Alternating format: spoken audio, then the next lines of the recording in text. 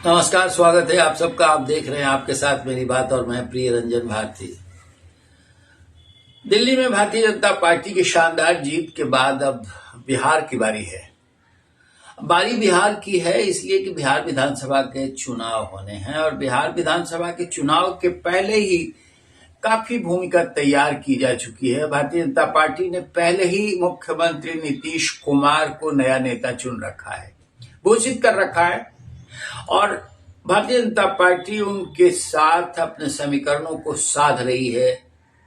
कई बार आपसे बातें हो चुकी है, लेकिन अब बिहार विधानसभा का चुनाव इसलिए महत्वपूर्ण हो गया है कि दिल्ली में भारतीय जनता पार्टी की शानदार जीत के बाद बिहार के समीकरण क्या होंगे। पहली बात तो ये कि बिहार में भारतीय जनता पार्टी के पास अपना नेता नहीं है और नीतीश कुमार के साथ इनका गठबंधन है। नीतीश कुमार को ये छोड़ेंगे तो सत्ता इनके हाथ से निकल जाएगी, ये पहली बात है। इसलिए नीतीश कुमार को साधने के लिए, उनको साथ जोड़े रखने के लिए उन्हीं को फिर से 2025 के विधानसभा चुनाव के बाद भी मुख्यमंत्री का चेहरा घोषित कर रखा है। अब इसे मजबूरी कहिए या फिर भारतीय जनता पार्टी का गेम कहिए, यह रणनीतिक रूप से सही भी है, इसलिए कि नीतीश कुमार दो मामलों में चर्चित हैं अभी।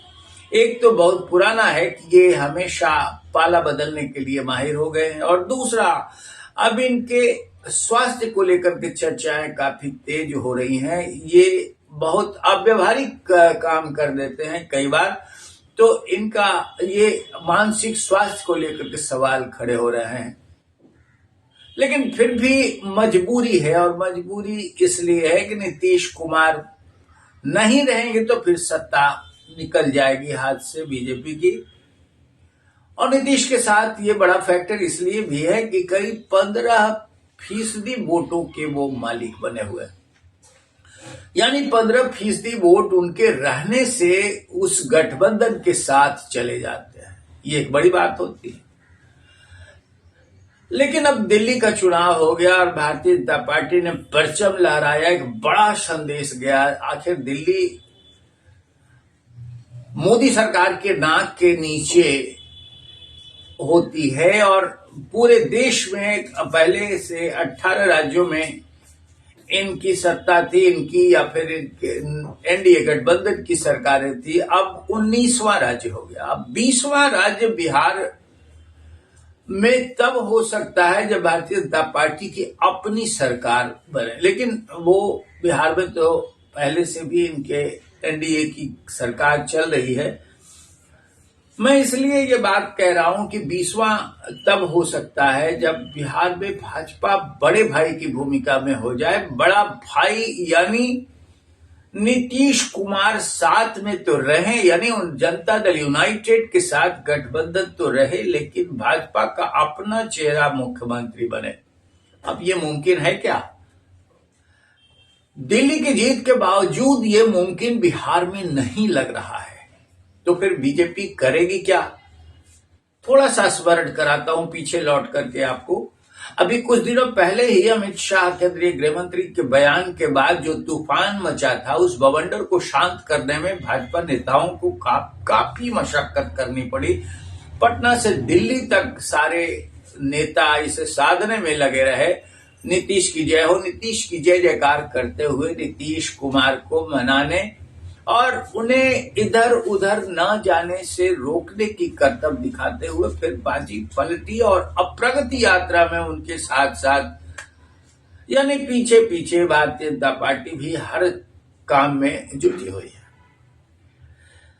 अगर गौर करें इस बात पर कि बिहार में नीतीश कुमार ना हो तो फिर भारतीय जनता पार्टी का अपना चेहरा कौन हो सकता है? थोड़ी देर के लिए इसको मान भी लिया जाए कि नीतीश कुमार के साथ गठबंधन रहते हुए भी, यानी एनडीए गठबंधन में भारतीय जनता पार्टी को अपना कोई नेता चुनना हो और वो मुख्यमंत्री का चेहरा हो, तो फिर क्या विकल्प हो सकता है? यानी नीतीश कुमार के बाद क्या विकल्प हो सकता है। इस पर जब गौर फरमाते हैं, इसकी जब पड़ताल करते हैं तो नजर सीफर आता है, क्योंकि भारतीय जनता पार्टी में कोई वैसा चेहरा नहीं है जिसको वाकई लालू यादव के या नीतीश कुमार के मुकाबले आगे प्रस्तुत किया जा सके। चेहरे हैं, लेकिन चेहरों में इतनी ज्यादा खाइयां हैं और इतनी ज्यादा उनके बीच में द्वंद्व है कि कोई एक दूसरे को पसंद नहीं करना चाहता। एक उदाहरण के तौर पे आप देख लीजिए कि अभी लोकसभा चुनाव के पहले उपेंद्र कुशवाहा को पार्टी में के साथ जोड़कर, यानी भारतीय जनता पार्टी ने एनडीए में लाकर के उन्हें खूब तवज्जो दी और नीतीश कुमार के पैरेलल खड़ा करने की कोशिश की। लेकिन उपेंद्र कुशवाहा के साथ और फिर उसके साथ साथ एक काम सम्राट चौधरी को पार्टी का प्रदेश अध्यक्ष बनाकर उप मुख्यमंत्री बना करके आगे खड़ा किया, यानी कुशवाहा कार्ड खेला। कुर्मी कुशवाहा लवकुश का कॉम्बिनेशन है। अंदर खाने एक योजना थी कि हम कुशवाहा को प्रोजेक्ट करेंगे और कुशवाहा नेता खड़ा करेंगे, नीतीश की काट करेंगे। लेकिन फिर उपेंद्र कुशवाहा को ही सम्राट चौधरी कहा जा रहा है कि कहा जाता रहा कि सम्राट चौधरी ने ऐसा गेम खेला कि वो खुद ही धोबिया पाट वो खा गए, लोकसभा चुनाव हार गए। आखिरकार कुशवाहा कार्ड नहीं चल पाया। ये और बात है कि उपेंद्र कुशवाहा के साथ साथ सम्राट चौधरी भी पार्टी अध्यक्ष पद से हटा दिए, क्योंकि कई तरह की चर्चाएं हो गई। अब वो मुख्यमंत्री के नाम का एक बड़ा विकल्प जो चल रहा था, सम्राट चौधरी, वो रास्ते से किनारे हो गया।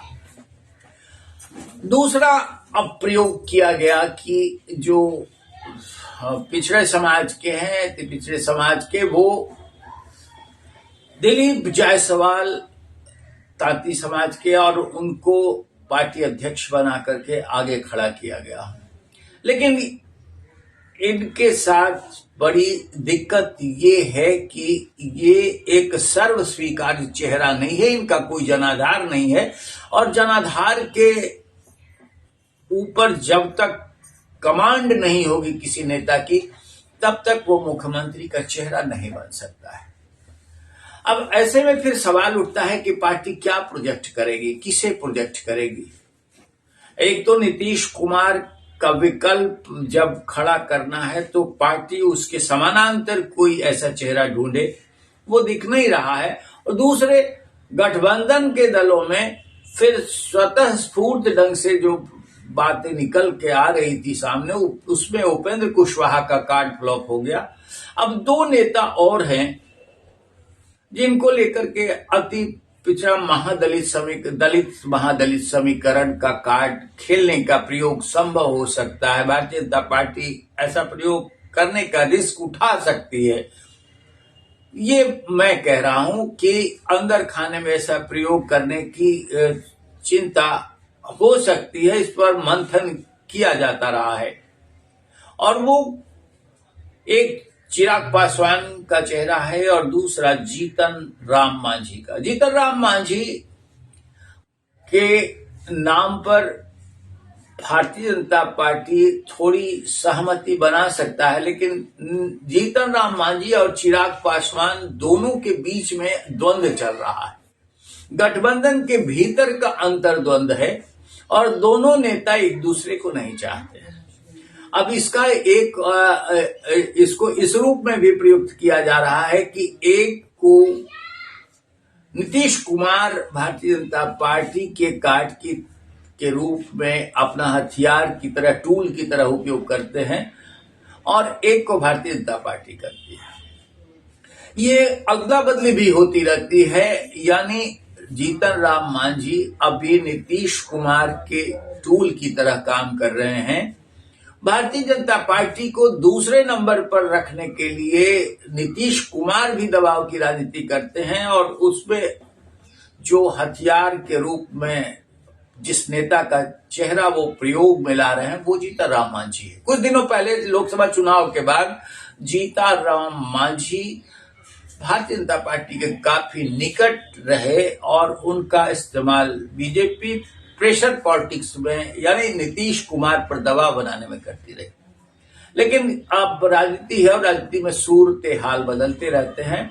अब चिराग पासवान दाएं बाएं कर रहे थे तो अब भारतीय जनता पार्टी ने उनको साध कर फिर उन्हें आगे करने की कोशिश की, उनको साधा है। लेकिन क्या ये दोनों नेता विकल्प हो सकते हैं?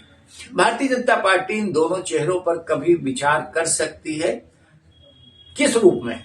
मुख्यमंत्री का चेहरा के रूप में, नीतीश कुमार के विकल्प के बतौर। लगता नहीं है कि इन दोनों चेहरों पर कहीं सहमति भारतीय जनता पार्टी के अंदर बन पाएगी, लेकिन राजनीति है और संभावनाएं हैं, क्योंकि भारतीय जनता पार्टी का अब अपर हैंड दिल्ली चुनाव के नतीजों के बाद आ गया है और लंबे समय से भाजपा यहाँ पिछलग्गू है। अपना वोट बैंक, अपना जनाधार होने के बावजूद इनकी कशमकश, इनकी छटपटाहट, इनकी बेचैनी कायम है कि कैसे हम सत्ता के शिखर पर यानी अपना मुख्यमंत्री बनाकर अपनी कमान में बिहार की सरकार रखें। वो संभव कैसे हो सकता है? ये प्रयोग कैसे करेंगे? लेकिन इतनी बात तो निश्चित है कि भारतीय जनता पार्टी का हौसला बुलंद है और गठबंधन के दूसरे साथी भी देख रहे हैं, तो निश्चित ही बिहार में कोई न कोई नए प्रयोग की सुगबुगाहट होगी। फिलहाल तो नीतीश कुमार है, तब तक सारे दरवाजे बंद दिखते हैं। लेकिन चुनाव जैसे जैसे नजदीक आएंगे और दिल्ली चुनाव के नतीजों के बढ़े हौसले के बाद बीजेपी कोई न कोई राह तो अपनाएगी ही। देखना होगा कि क्या निकल कर सामने आता है। अभी देखिए, लेकिन साथ साथ हम निवेदन करेंगे कि हमारे वीडियो पर अपनी प्रतिक्रिया, हमारे विश्लेषण पर अपनी प्रतिक्रिया जरूर दीजिए कमेंट बॉक्स में जाकर। अगर सब्सक्राइब नहीं किया होगा तो हमारे चैनल आपके साथ मेरी बात को सब्सक्राइब कर लीजिए और फिर देखते रहिए, आपके साथ मेरी बात, बने रहिए हमारे साथ। आज बस इतना ही, मिलते हैं फिर, नमस्कार।